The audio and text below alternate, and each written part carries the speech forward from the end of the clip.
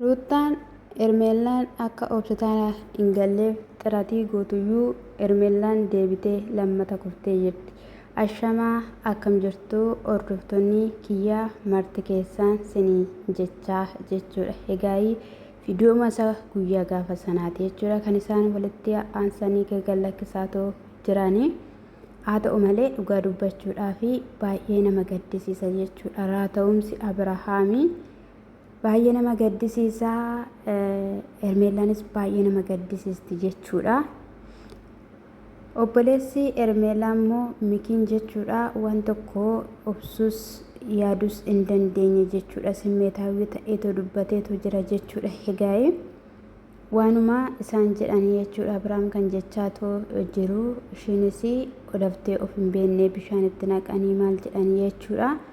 Achumatti itti arraaggabaadha jechuudha kan turame daqiiqaa dheeraadhayyuu jechuudha kan isaan turanii maleessaa innaa kaanii yoo namni tokko kufeera ta'e innasuma konkolaataa keessaa kaanii hospitaala kan isaan yeroo geessan kan agarru jechuudha. Ermeellaan garuu akka ishiin hin deemneef dhugaa dubbachuudhaaf taanaan jechuudha mana kimii baay'ee xiratii gochaa turan jechuudha. Ifaanis ta'ee ruutaan nagaadha bazawii ifaatu nagaa miti malee dhukkuba ifaadhaanii ittiin ilaalamu. Garuu immoo mikiin hubachuudha kanii isa barbaachisu jechuudha. Haa ta'u yeroon booda osuma bishaanitti naqanuu osuma itti faarsanuu itti haasa'imee itti dubbadhumee jedhuun jechuudha Abrahaamidhaani. Abrahaamii itti dubbachuu hin dandeenye maal taatee qeegaltee raftuu maaliif as rafteedha jechuudha.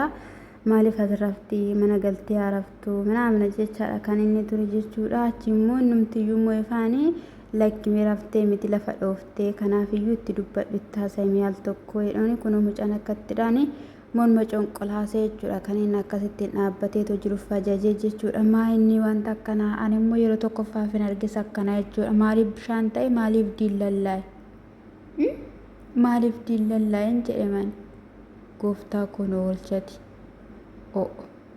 Mucaan seemuma hidheeffaa jecha bakka raataa jechuudha. Raata maaliif raata'e jechuun ishiifis akka hin taane Ermeellaafis akka hin taanedha moo maalidha wanti isaa jechuun qorichumti wannimti suniyyuu marzameetuma iyyuu ta'eyyuu jechuudha. Jaalalumaaf iyyuu ta'eyyuu jechuudha. Hanga kanaatti irraatessaan jedhame ani humnatti godhee fa'ii waan wanni dhufe inatti fakkaata. Isa kana sodaachisa jechuudha. Abrahaamin sodaachisaa hin bibirrachiisa jechuudha wantichi. Wayne dhugaa dubbachuuf arabasmaan baay'ee nama gaddisiisa kun baay'ee nama salphachiisa. Egaa hordoftoota yaaddayina hin boo'ina namoonni baay'een keessaan boo'aa jirtu dhugaa dubbachuudhaaf taanaan jechuudha. Biyya keessallee warra hojjechaa jiranillee dubartoonni baay'ee boo'aa jiru jechuudha. Hin boo'ina isiniin jechuu barbaada. Waaqayyoo gaariidha hin fayyaa. Garuu immoo obsa qabaachuun barbaachisaadha. Ermeellaanis haala keessa jirtu irraatiin kan ka'e kaleessa sodaachaa akka turteen beektu asin dhabaa laata jettee jechuudha torbee darbanii guyyoota lamaan tokko viidiyoo gammachuu waraabanii har'ammoo haala kanadhaan jechuudha haalli ishiin keessa jirtus. Achi booddee bakka suuta keessa hubbeetti gaafa jettu kaatee jechuudha. Kaatee dhaabachiisanii gaafa jedhanii ofirra gaggaragaltee Abrahaamin argite jechuudha. Hammattee maal jechuudha wanta akkanaa maaliif hammatta bakka gaheera kana caalaa jedhanii ammas immoo maal godhanii edda kuftee ishiin hubbeettee bakka akka bibirratteetti ruutaan itti amanamummaa qabda fuula sanatti dhugaa dubbachuuf taanaan jechuudha.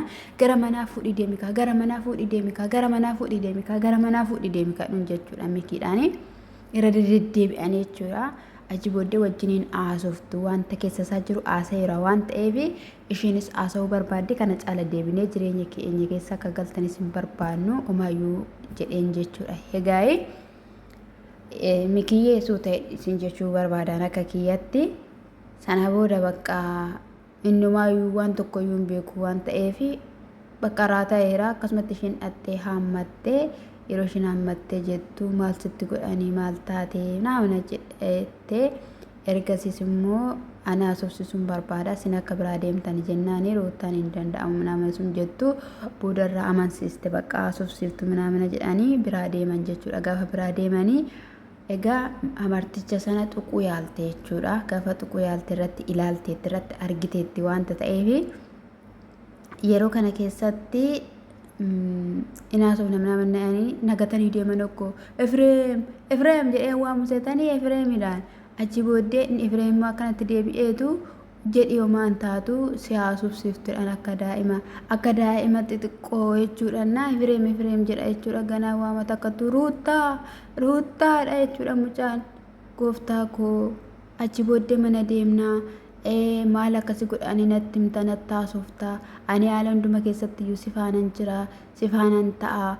Amina koo maal sitti odeessanii maal siin jedhanii yennaan bakka inni itti haasa'uu hin barbaannes ani ruuttaa faana ta'uu hin barbaada. Ati deemi kaa'ii deemi bakka ani siin barbaadu jedhaanii achi booda ishiin immoo aammachuu barbaaddi maal jetti boodarraa hin dhufte jechuudha. Ruuttaa sadan isaaniiyyuu deebi'anii hin dhufanii. Maal cannaqaa jirtan waamaa jira meetii jecha kan isaan turan jechuudha. Mana deema namni gaafa hin jettuun mana qabnaanii fi ruuttaan mana qabna. Ani fi ruuttaanis immoo wal fuudhuuf jirra namni jechaa ture waliittaniittu miti ana wajjin qalabatii godhatteetta meekinoo jennaan qalabatii immoo ofirraa baasii jedheen jechuudha. Maaliifan ofirraa baasa na jaalatteetu waadaa naa galteetu kanaaf goote isa kanaaf iyyuu jennaan ani ruuttaa faanan jiraadha kan inni jedheen jechuudha. Egaa haa ta'uyyuu malee egaa isaan dhufanii maal jedhanii ishiin garuu ittuma haasa'uu barbaaddee gizees immoo adeeman deemi bakka Hermeellaa namna jedhe jechuudha.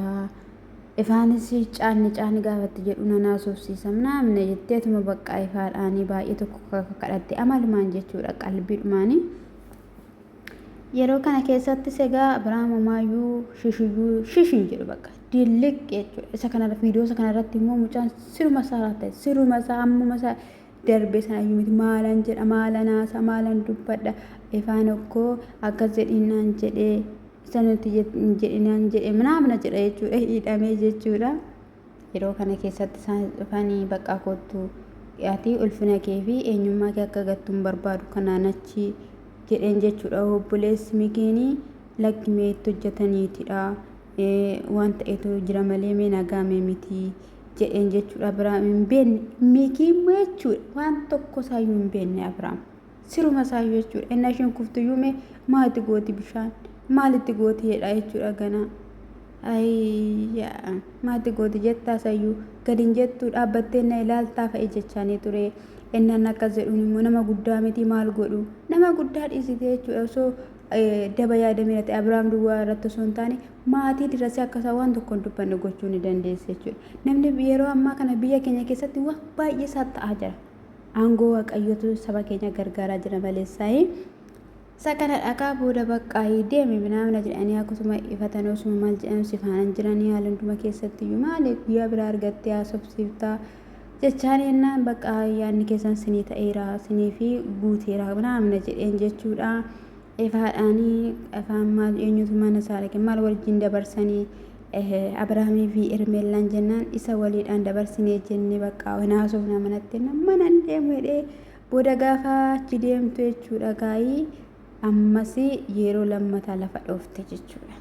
Yeroo lammataa lafa dhoofte baanii itti kaatanii achi booddee kaafinu mana kimii geessu kamachee mana kimii geessu jechuudha. Garuu yaa Abiraam dhugaa rabbi yaa Abiraam annan boo'ee dhugaa dubbachuuf taana nunnee taasaa yeroon ilaalu jechuudha.